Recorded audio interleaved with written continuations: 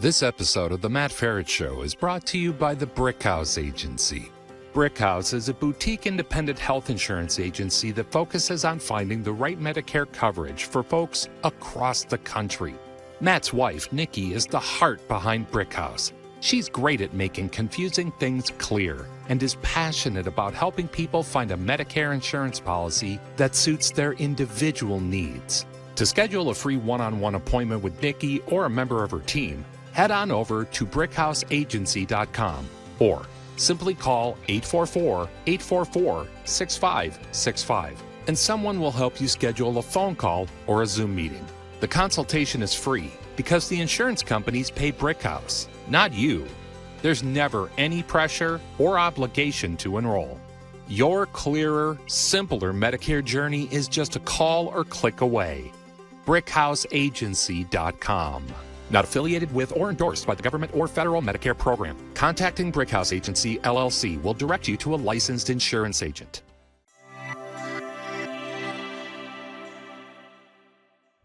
Welcome to the Matt Ferret Show. Practical conversations to help you thrive in midlife, retirement, and beyond.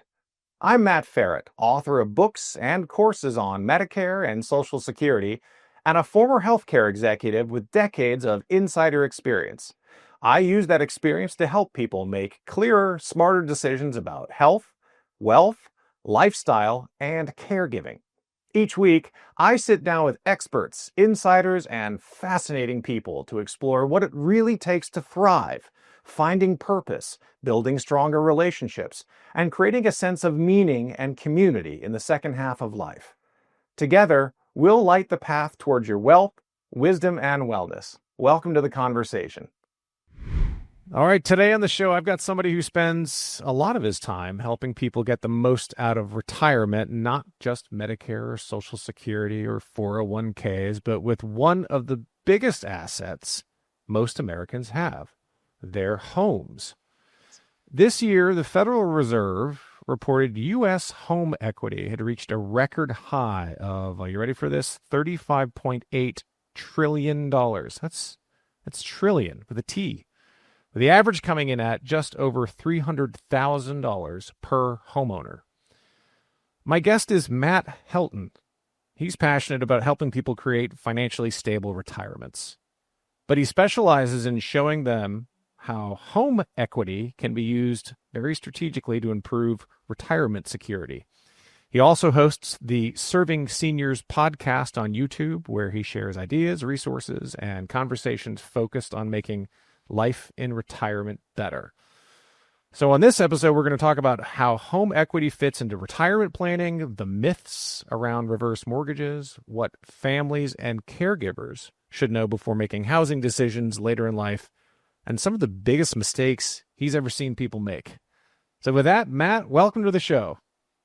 Thank you for having me. Thank you for that awesome introduction. I don't even know who you were talking about there.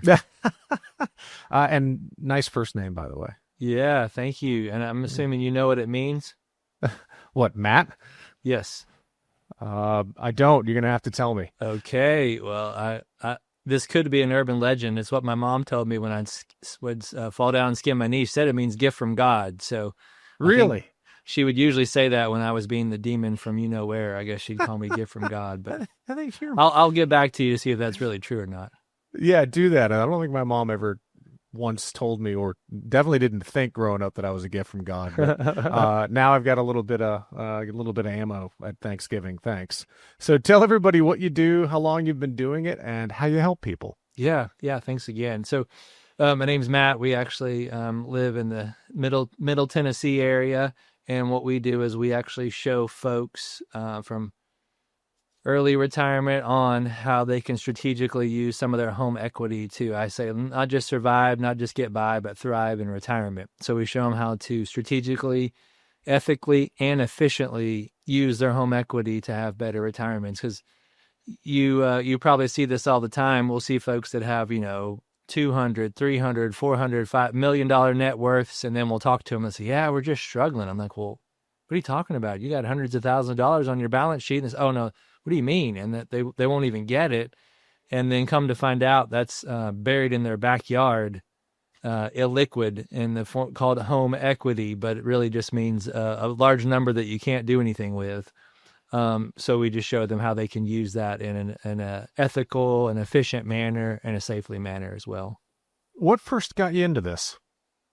Yeah, so I started helping people buy homes in fall of 2006. So coming up on 20 years, and it was fantastic to help people actually get the keys to a home and help them to build the future, etc. And then we just started to see over time there was way more to utilizing your home and utilizing housing wealth than just getting a home. And it's right. Well, once you get it, what do you do with it? And you work your whole life to try to pay it off or build equity. And then there's all these folks that are just being scared into where they don't think it's something they can use, So we just see people all the time that would have these large amounts of equity, and then they wouldn't be having the type of retirement. Like they worked for 40 years to try to figure out, well, maybe could we go out to eat twice this month or maybe just once? It just didn't make sense, right?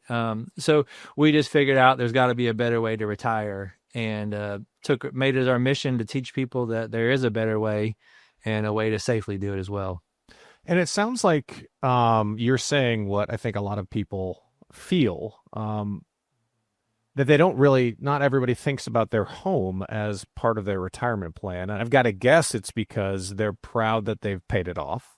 Yeah. And they don't want a monthly payment because retirement is largely about cash flow. And so they think, well, if I sell it, well, then I got to find something else. And boy, have prices really gone up. Or if I tap into it, well, then I'm going to have to start paying a monthly mortgage again. And I just spent 15 or 30 years paying that dang thing off. And now it's going to be back on my brain that every month I got to come up with this payment. And what if something happens? So why, with all that kind of background, and I'm sure you've heard a million more stories, why should, retirees, early retirees, or anybody, I guess, really think about their house as part of their retirement plan? Sure. No, that's a good question. And I kind of give this story to people a lot of times where, Matt, have you ever met someone and, you're having a side conversation and you're talking about a couple down the street, and the couple had been retired for a few years and they're traveling, they're doing things, and they kind of look around to see if anybody's listening. You wouldn't believe about John and Sally. Like, what do you mean? What's going on?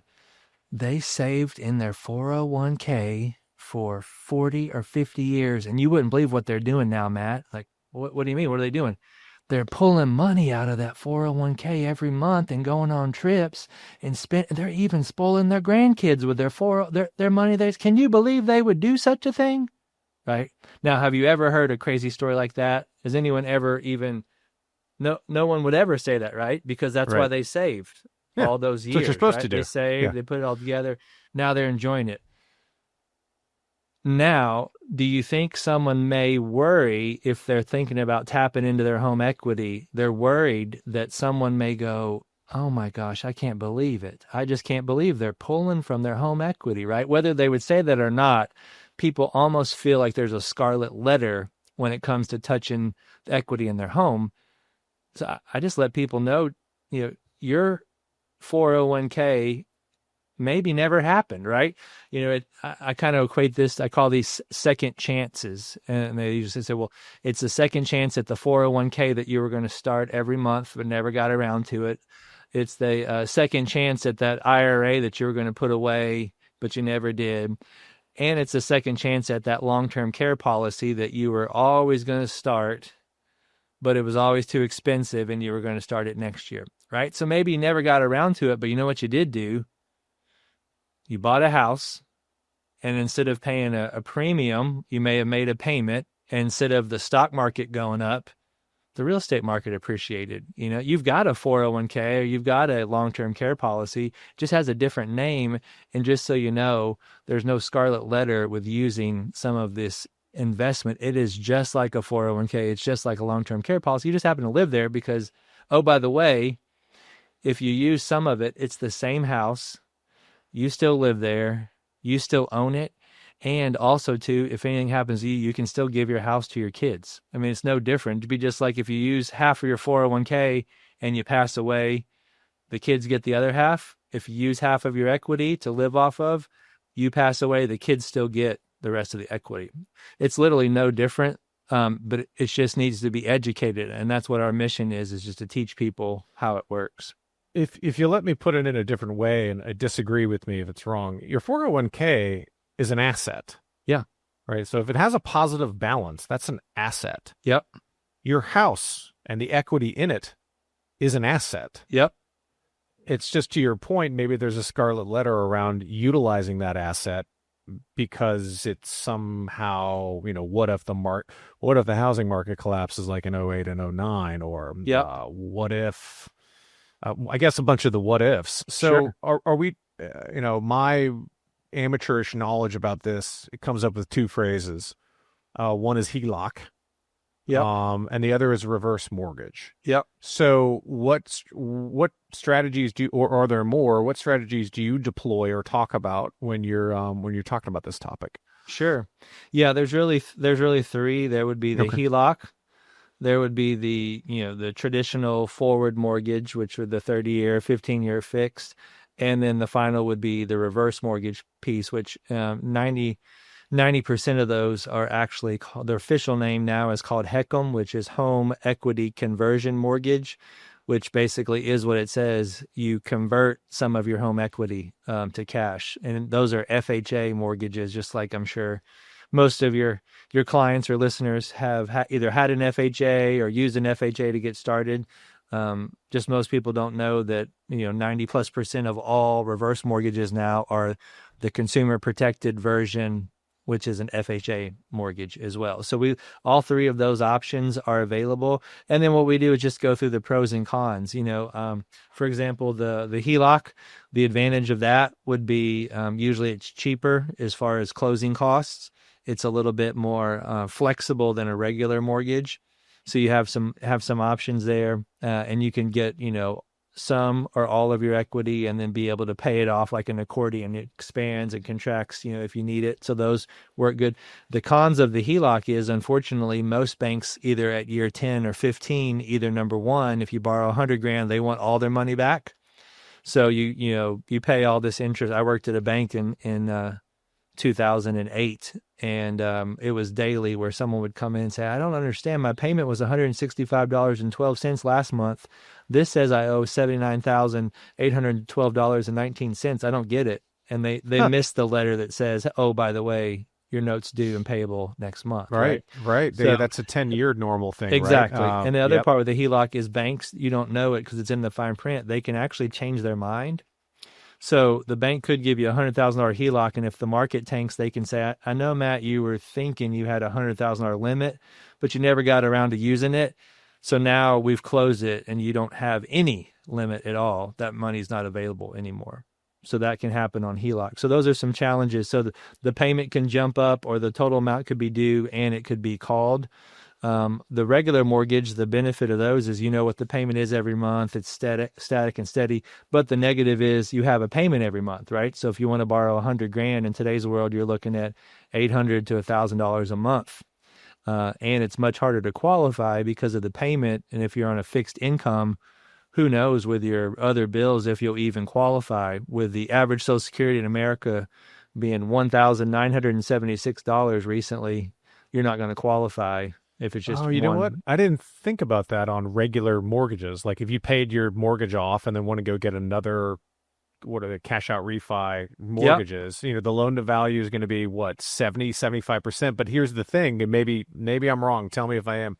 They like W-2 income. Yeah, they like bi-weekly W-2 income to underwrite those loans. And when you don't have it, even if you have assets, not a lot of banks like that. Is that true? Exactly. Yeah. So let's say that if there is two people with the average Social Security of $1,976, you're making about $4,000 a month. So you could really only get somewhere approved for around a $1,500 a month mortgage, give or take, would probably be the top amount if you didn't have hardly any other bills. So by the time you add in if you want 150,000, you add in taxes, insurance, and HOA, you're going to be pretty. And then, unfortunately, right, the guys always die before the women. So the wife, now she really needs the money because the husband passed away, and oh darn, she's only making $2,000 or $3,000 a month. She won't qualify. So that makes it hard to get a traditional loan as well. And then, so that's the pros and cons of the traditional. And then the reverse mortgage, the biggest con on the reverse mortgage would be if you don't make a payment, the interest is added on, the balance does increase. So you're deferring the interest. And that's the reason why, Matt, we only are allowed to give low percentages. So it's a sliding scale based off your age. So if you keep, most states is 62, there's some options as low as 55, but you can only borrow around 30% of the value of your home if you're 62. Okay. And if we're working on one now where the lady's in her 90s and she can borrow about 60% of the value of the home. And the explain that. I didn't know that. Explain that to me again. So did I hear that right? The younger you are, the less they'll loan you. Yes, sir. But the older you are, the more you'll. It's almost like the opposite of life insurance, right? When you're younger, you can get more and it's cheaper. Right. That's because it's going to be longer before you die, so you're going to pay more in, right? This is the opposite. I guess the not so nice way of saying it is the older you are, the closer you are to death, and meaning that they don't care if you won't have as much time to add interest onto the balance of the loan. Like my 90-year-old client, she's probably not going to live too much longer. Right. So the older you are, the less risk you represent to the lender to being upside down. For being upside down. Yeah. Well, if you think about it that way, that makes sense. Exactly right. So that's where it kicks in. And so the disadvantages, right, is you are quote unquote losing equity. So some people are like, well, that sounds risky. I would never do that. Why would I? Well, the idea is if you have so much equity, like if you borrow $200,000 on a $600,000 home, why in the world with a $400,000 equity would you slave or forgo other fun or forgo worries about paying bills when you have $400,000 equity? The way I like to describe it is your actual house is paying for you to stay in your house, right? Your equity every month is almost making your payments for you. So it's basically your whole life you've worked to pay the house. Now it's flipped where the house actually works for you and makes the payments on your behalf. All right, so let's use that scenario and just let's do a what if. All right, yep. So I think you just said like a $600,000 house, and you pull $200,000 of equity out of it, and you've got $400,000 left. We've all lived through 08, 09, and 10. Yep. Where housing prices went whap and whacked people. Yep. So what happens if that happens? Like let's say that $600,000 house goes to $300,000, and you've got $200,000 out on it, and all of a sudden you're starting to get a little shaky. What in that doomsday scenario? That's what was it, 15, 16, 17 years ago? Wasn't that long in the rearview mirror for a lot of us? What happens then? Yeah, great question. So the practical answer would be the reason why these have become so much safer as FHA loans is FHA actually insures the mortgage. So, and they're non-recourse loans. So what that means is the only thing that could be used to satisfy the debt is the home. So, and that's from the client and from the estate. So even more extreme example than what you gave, let's say that you live for a long time, you borrow 200, you never make a payment, the balance goes up to 400, the market crashes, the home's only worth 200. So you're actually upside down 200,000. You pass away, the kids get an appraisal on the home, only worth 2, they owe 4. They say, here you go, Mr. and Mrs. Banker, your house, enjoy it. My mom and dad they lived the best life. They used all the money out of it. They got to have fun with it. And here it is back because there's no money to come after because the insurance actually pays that off. So it's actually federally insured for that. Now, what more likely happens is they borrow 200, they never make a payment. They live for a long time. They owe 250. When they pass away, it's gone up to 600, 625, 630. The family sells it at the market, pays off the loan just like a regular scenario, and the family still gets to split all the equity as well. That's the more likely scenario.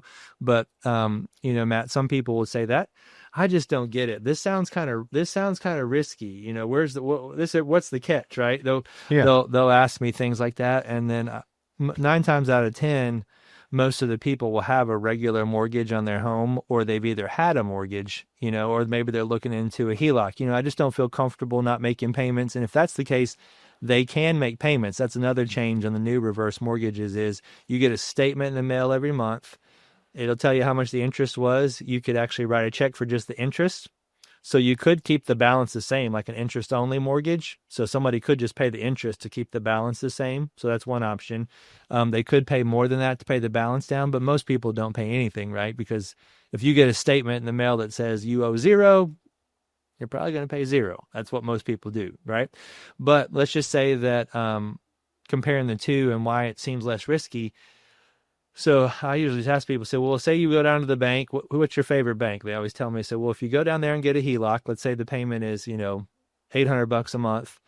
And unfortunately, we have an epidemic where people are slipping, falling, getting dementia, all kinds of stuff. And let's just say that you end up in the hospital because you're the one that pays the bills, right? So they, oh yeah, I take care of my own bills. So you end up in the hospital for 3 months. You wake up in 90 or 120 days and you hadn't made a single payment and you haven't been able to tell anybody because you were out of it.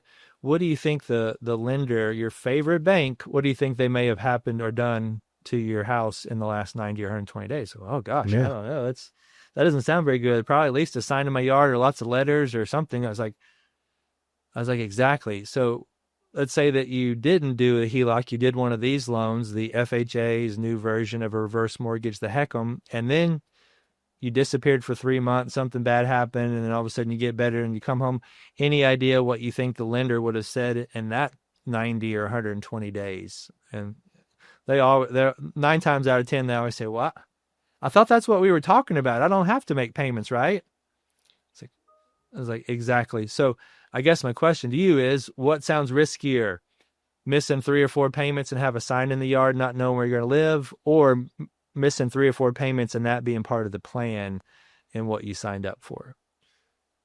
They usually great example. They usually get it at that point. You used a phrase in here that not everybody knows, and you said it a couple of minutes ago, but I want to revisit it. You said non-recourse. Yes, sir. I don't know that a lot of people know what recourse and non-recourse means. Can you clarify that for folks? Yeah, that's yeah. So all that means is that it's almost like a commercial loan. Like in the commercial world, a lot of times they'll just be able to go after your business to satisfy any business loans. And this works the same way, but it's non-recourse with your personal finances, personal credit. They only can go after the house to settle the debt. So they can't go after let's say you have $1 million in your portfolio, you pass away, you give $1 million to the kids, you give the house to the kids, but unfortunately the market tanked on the real estate and you owe $50,000 more than the home is worth. They can't come after you and ask you, your kids, to pull some of the $1 million out of the million to pay off the 50,000. They just literally, the insurance covers it and says, hey, you actually won. You're like, what do you mean? Well, instead of you losing 50,000 in equity, you actually used more equity than's even there.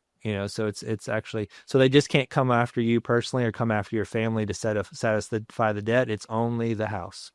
Thank you. So a lot of people hear the phrase reverse mortgage. Yep. And I know they've made a lot of rule changes in the last few years, and you alluded to those. Then they see Tom Selleck on TV. Tom's a nice, trustworthy guy, right? Blue Bloods. Yep, Blue Bloods, baby. PI. Yep. Magnum PI back in the day. Best show ever made. But people immediately go, bad idea. And that probably, rightly or wrongly, there are phrases in people's brains. I can think of one, HMO. Well, HMO in the 80s and even in the 90s had a connotation. Today they don't necessarily have the same, but the acronym stuck. Yep. The phrase sticks. So a lot of people hear reverse mortgage and automatically think it's a bad idea. So what are the biggest myths you run into, and what's the truth behind them? Yeah, great question. So there's a handful of them. Number one, people think that you don't own your home anymore. So I'll go through a whole packet of information. I'll explain this part, and then people still ask, like, so you're telling me that you guys own my home, and when I die, you just take the house? It's like, well, we just went over that on page 7, Article 12. It just said that this is a regular loan. Like, I just want to make sure, because that's what I thought, right? So Yeah.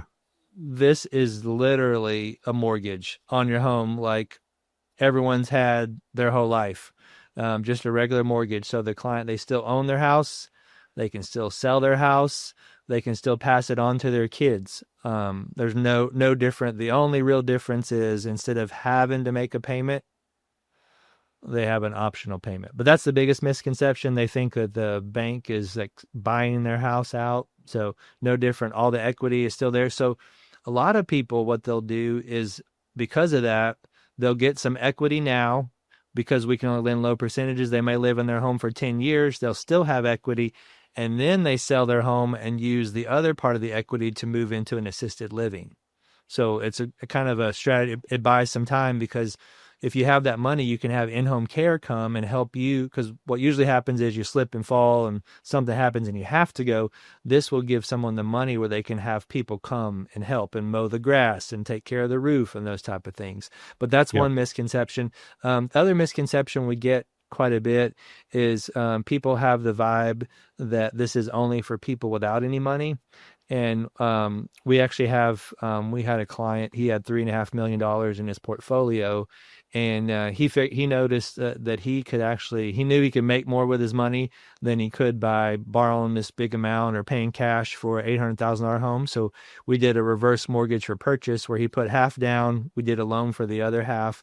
And the other thing he was worried about was he and his significant other got together later in life.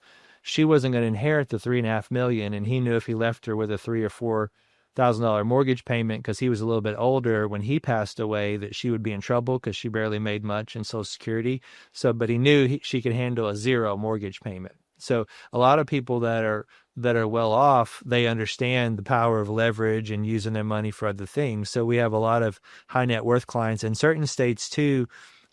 There's actually options if you're 55 and older, where you can do, $4 or $5 million homes with large reverse mortgages, and someone could do $1-2 million reverse mortgage, use that money for other purposes at 55, whether it's use the money for their business, use the money for cash flow, or we do see it quite a bit where someone may have a change of life, maybe a divorce situation, but they want to, they're going separate ways, but one of the spouses want to keep the house, but they can't keep the house with $1 million mortgage and a $10,000 payment, but they can if the payment's 0. But they may have a lot of equity. So we see a lot of those as well. So it's not just for people without money. The other thing that we see quite a bit is people think they're just for refinances. The problem a lot is, like 70-80% of all seniors want to age in place. But about half of those people want to age in place in a home that they own somewhere else, preferably closer to grandkids. Mm-hmm. So we do reverse mortgage for purchase. So they're able to sell their home, make a stack of money, put a large amount of money down on the next house, but keep some of the money they made back, so they have liquidity. So we, while they're under contract, underwrite the reverse mortgage, and instead of them having a FHA, VA, conventional, jumbo loan, whatever it is, at closing, we close a reverse mortgage under the contract date. So they're able to move, maybe they move from a high-priced area to a little bit cheaper spot. They could put everything down and pay cash, but they go from not having a ton of cash to, for like an hour, having $500,000 in their bank account, right? And next thing you know, they put the $500,000 down, and they're like, "Well, I'm glad we're by the grandkids. We were rich there for a few minutes, and now it's all down." So then they could maybe they put $300 down, they keep $200 back.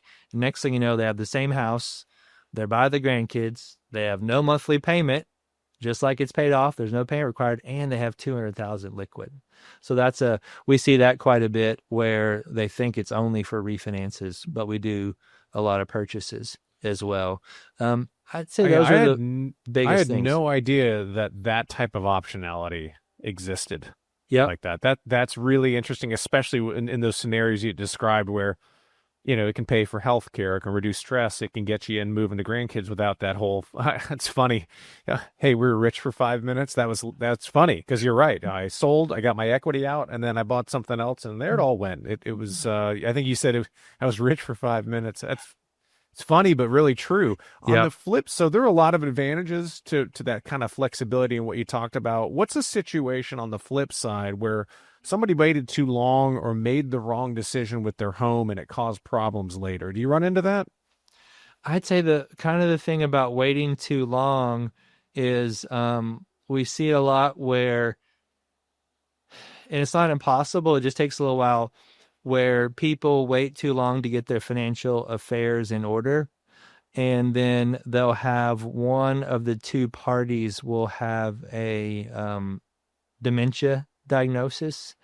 And some financing options will be okay if you do a power of attorney post-diagnosis.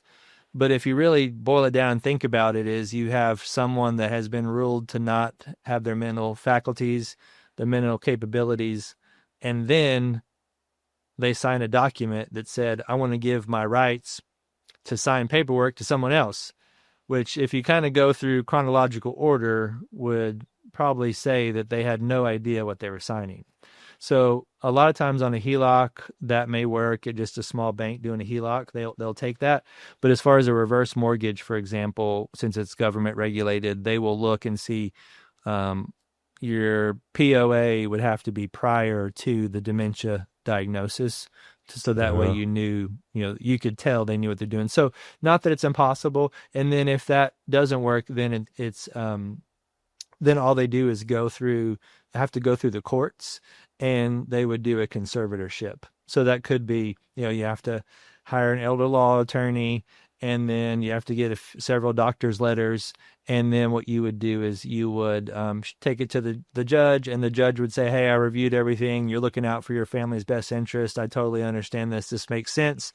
And they sign it over where, because usually the spouse is on title, so you can't refinance or you can't buy a home normally without the other party signing, especially on a refi. So that's when I see is quite a bit is where a lot of, as you probably know, in your business, most people only do something when they have to. And sometimes when you have to do it, it's either one, under a lot of stress, number two, done too fast and incorrectly, or number three, not even possible, at that point. So I'd say waiting too long to get their affairs in order is what we see quite a bit. And then they'll call us, and they'll may want some financing, but they can't really pull it off because they've waited too long. That power of attorney thing is, I mean, the incidences of all the hundreds of forms of dementia is really something that hits the news cycles every once in a while, but not enough. And then, like you said, if you don't have your power of attorney or your affairs in order, spouse is on the mortgage, both names, time to sell, refi, reverse mortgage. That's going to get sticky if you've got nothing in there. If one of them's been diagnosed with a dementia, really good call out that there. Let me go to another part of the family. A lot of adult children eventually get pulled into these conversations about parents' homes and finances, and mom's got dementia, dad doesn't. They don't have long-term care insurance. We all know how expensive paying for it out of pocket is, and they're looking to downsize, and it's all kind of coming together. They got equity in the home, and they're going to ask their kids, but obviously, sometimes, again, with that amount of equity, they want to leave the house as part of the kid's inheritance. Yeah. They're not necessarily feeling real good about spending that money they wanted to give the kids and the grandkids. So what should families know before kind of making housing or financial decisions together? Good. Yeah. Great question. I've seen that quite a bit over the years where it's usually if there was one family member that hasn't done very well compared to the rest, and they'd been banking on the equity, where they'll come up with, maybe it's real, maybe it's not, but you do get a lot of interesting objections. No one ever says, hey, I want all mom's equity, right? So there's other ways of saying that. Like, I went on this website and they said what you do is a bad thing. And then the other kids are like, I think they really need to do it. And you got the one holdout and coming up with all these crazy things. So we see that. I would say that you're never going to be able to fix everyone's heart, and you never be able to make sure everyone's heart's in the right spot. But the way that I kind of do that is that at least to come across to let them know that I'm giving the family the same advice that I'm going to give my mom, that I'm going to give my dad, that I'm going to give my grandparents, irregardless of whether they do the loan or not.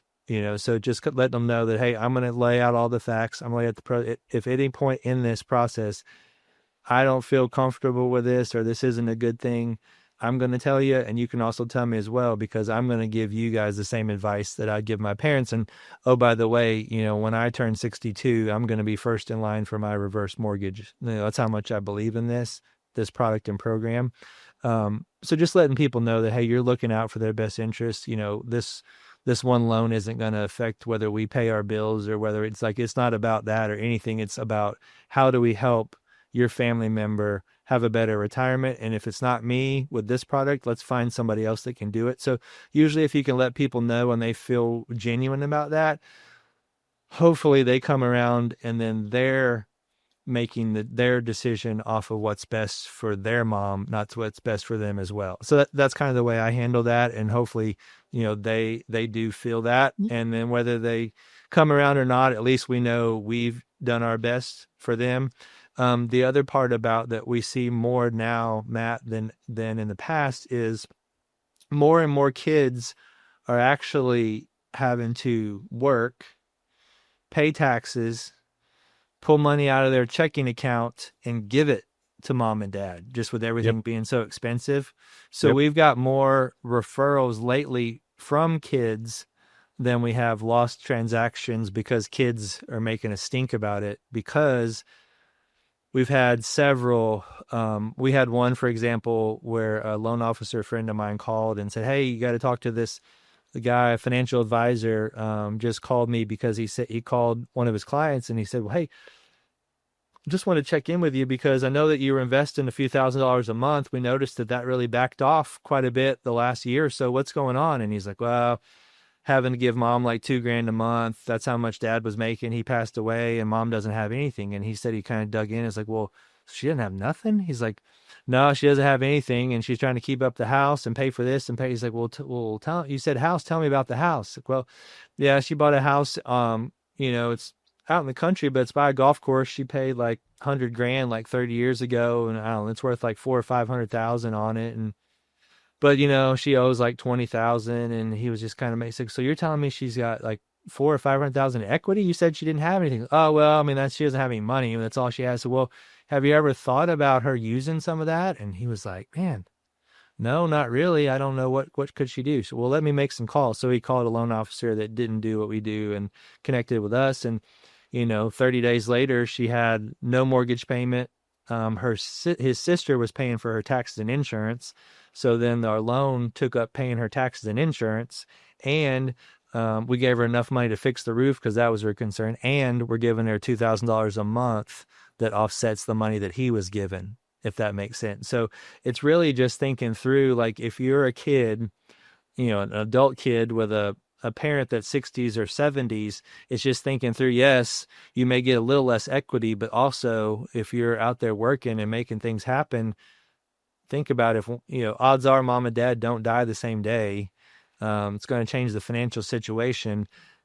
At some point, the script flips and you're the one having to give mom or dad money. Do you really want to work, pay taxes, pull it out of your account? And on top of that, the mom wouldn't even watch her grandkids anymore, because she couldn't even afford to take them to McDonald's, right? So just like the confidence and just her life and all, like, it wasn't what she envisioned when she thought about retirement, right? Was just trying to figure out how she could live off $1,500 a month. Right. Yeah. You can't, and that changes the dynamic between, parent and kid Yep. which is not what anybody wants, especially if I'm the parent. I don't want to have to. That's a weird.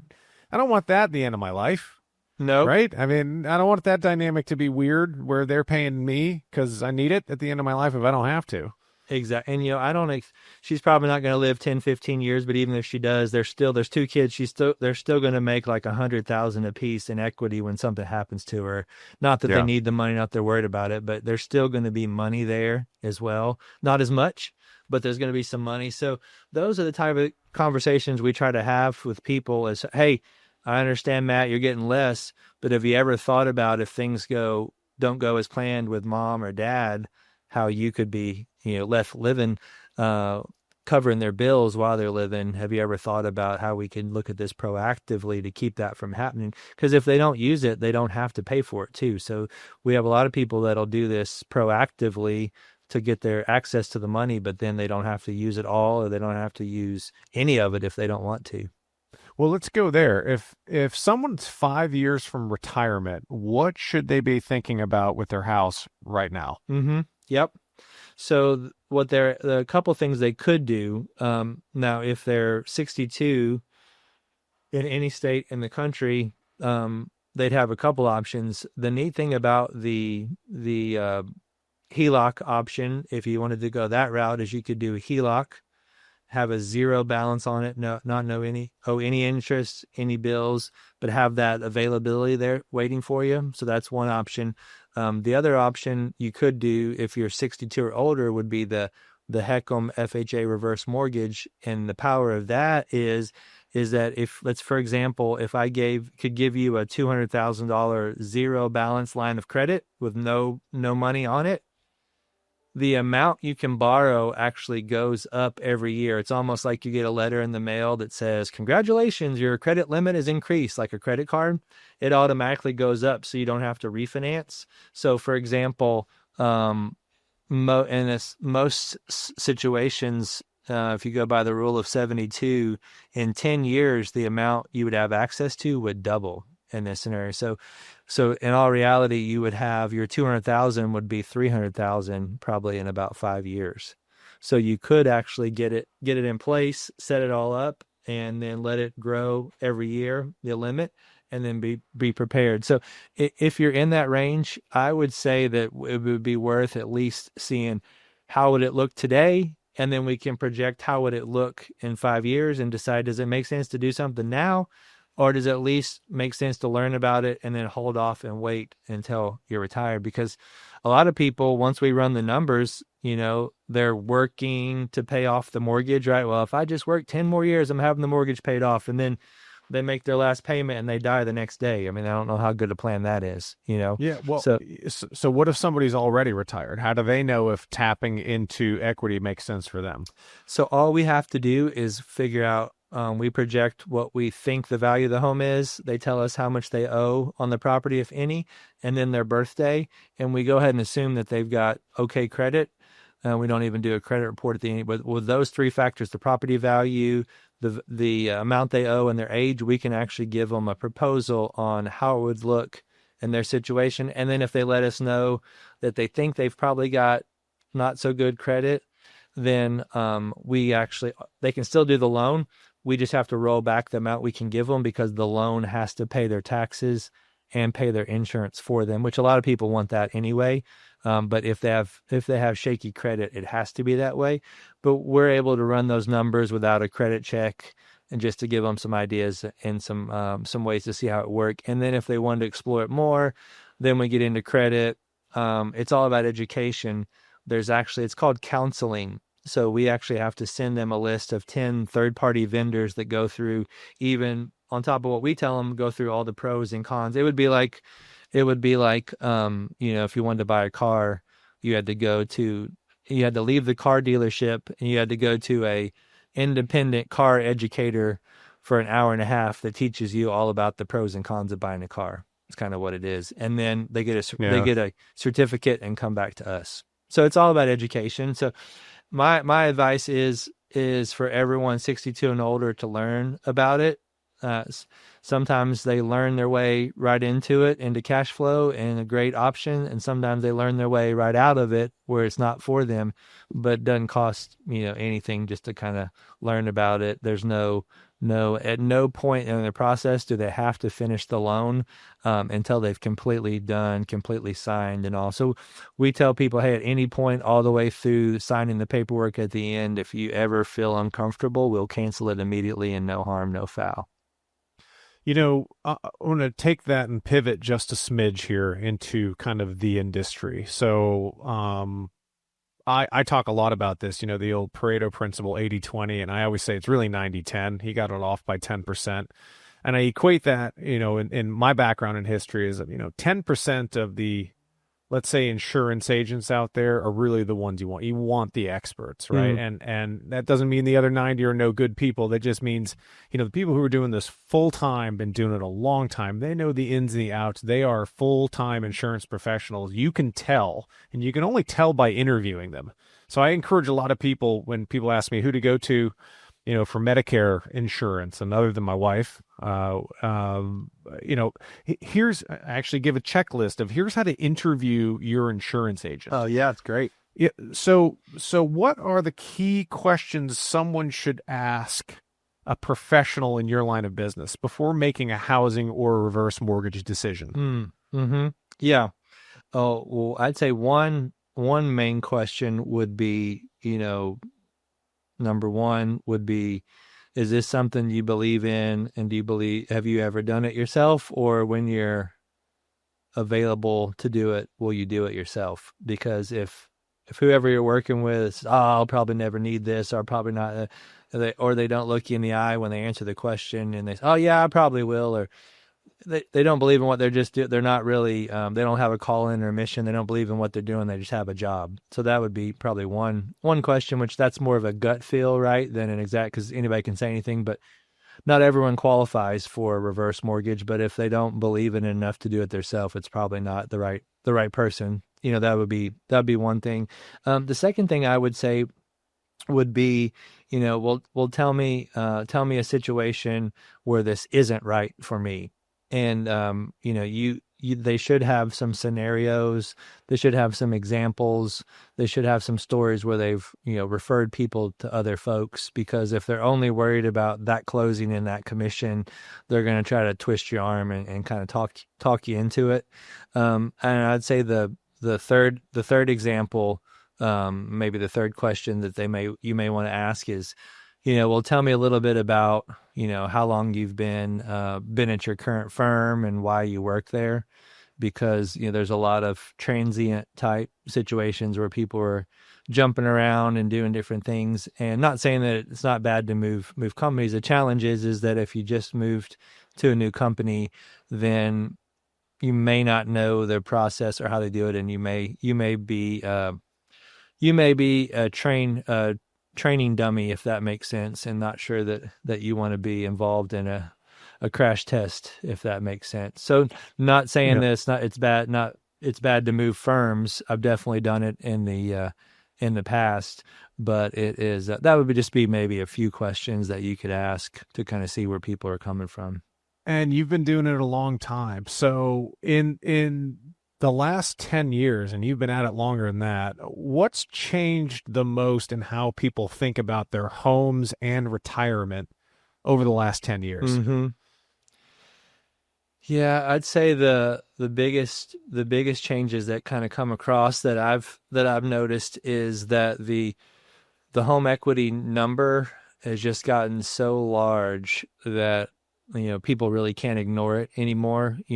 People were spending couple $100,000 on a house and it being paid off, and if you've got $1 million portfolio and then you got $200,000 in equity, kind of brush it off, if that makes sense.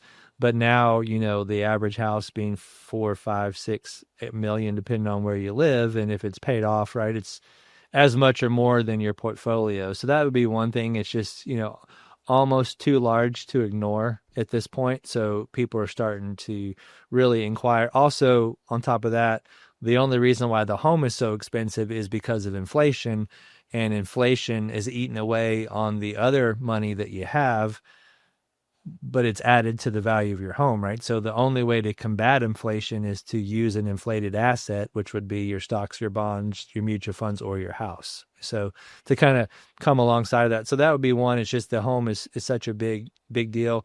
And then I'd say something that's still the same though, is there's still those concerns about using, the home equity for retirement, so I'd say it's not as much as it used to be, but there's still those concerns out there.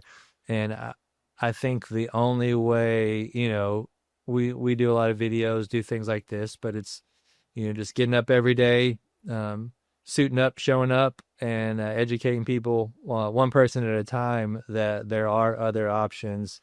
You did not work for 40 or 50 years to skimp by in retirement, especially if you've got $500,000 or $1 million buried in your backyard. You might as well use a little bit of it, Second to last question before we wrap up here. So if you could gaze into your crystal ball and look ahead, what trends do you see? Are we headed for more people using housing wealth to pay for retirement, either by choice or by circumstance, right? We've all read about and heard about the great wealth transfer in this country as the baby boomer generation gets older and then passes away into the generations behind it. Do you see more people heading towards using their housing wealth to pay for retirement, either by choice or by circumstance or both in the next few years? Mm-hmm. Yeah, I see. I don't see it's not going to double or triple or anything like that, but I definitely see it becoming more because, no matter what they say, if it's, inflation's only 2% now, but oh, by the way, it would have to be negative to get rid of the 8%, the 9%, the 7%, everything stacked on top of. So this is 2% on top of what we already have, and we haven't seen any negative numbers. So it doesn't mean inflation's gone away, and a lot of goods and services, property taxes, insurances, those have all doubled over the last few years. So I feel that there are more people are going to be using housing wealth out of necessity to make sure that they can handle what they have come their way, because, inflation's eroded their Social Security, it's eroded their annuity, the money they're pulling out. So they're going to need to do that. I don't think it's going to be like double or triple or anything like that, but I could definitely see a 10 to 20% increase annually on more and more people, just because we have that age group coming through that's going to really need that. So I definitely see it trending up. And, with the younger generation starting to be involved with investing and people making more money, etc., there's a little less, in certain parts of the country, less desire to grab all of mom and dad's equity, because the kids feel, they feel that they're going to do okay as well in a lot of situations. Makes sense. Matt, this has been really insightful. I threw a lot of tough questions at you, and you answered them really well. Because it's a topic that a lot of people don't know how many options there are that exist, and you walked us through all of those in a really meaningful way with a lot of examples. So thank you very much for doing it. Where can people find you if they want to learn more from you and your firm and get a hold of you? Sure. Yeah, thanks for asking. So reach out via call or text. My direct line is 615-400-6764, 615-400-6764. Give me a call or text there. You can check out the podcast on YouTube. It's the Serving Senior Podcast on YouTube if you type in my name, or we actually have a website as well that directs you to the Apple and Spotify and YouTube. It's www.servingseniors with an S podcast.com as well. They can check us out there. And, Matt, we really feel that this isn't a job. It's really really a mission that we have, is to educate people on the options that, we feel that if you just didn't have to make a mortgage payment every month, right?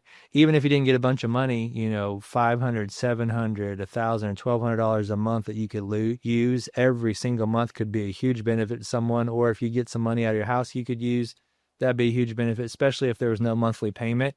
So we just feel that everyone needs to be educated on this, how it works, pros and cons, and let them make a really good decision. Because if you have bad information, unfortunately, the old garbage in, garbage out, you may make a bad decision, right? So all we want is just to give you the right information of how it works, so you and your family can make a really good decision if this will help you. And we really appreciate you allowing us to share that message and get this out and help more people. Well, Matt, thank you very much. And just so everybody knows, all of those links that he just said will be on the show episode page as well. So you can hit the website and we'll link all of Matt's stuff from all of Matt's stuff. That's awesome, man. And I look forward to hearing if your mom didn't know what your name meant, or if my mom was lying to me at some point. I'm going to ask her. I'm going to ask her. I don't think she ever said that to me. And I don't mean to say mom never said nice stuff to me, but she certainly didn't say, what did you say it was? A gift from above, or the chosen one? What did you say? Gift from God. A gift from God. I'm pretty sure no one's ever called me a gift from God. But I'm glad your mom did. Matt, thanks, man. Thank you, man. Appreciate it. Thanks for joining me on The Matt Ferret Show. If you enjoyed today's conversation, please share it with a friend and subscribe on Apple, Spotify, and YouTube. If you're on Apple or Spotify, a quick rating or review really helps more people discover the show. For more resources, visit themattferretshow.com and sign up for the Matt Ferret newsletter. And if you or someone you care for needs Medicare guidance, book a no-obligation consultation at brickhouseagency.com. Helping people make smarter choices as they age is my passion. This show is here to light the path towards your wealth, wisdom, and wellness. Thanks for being a part of the conversation.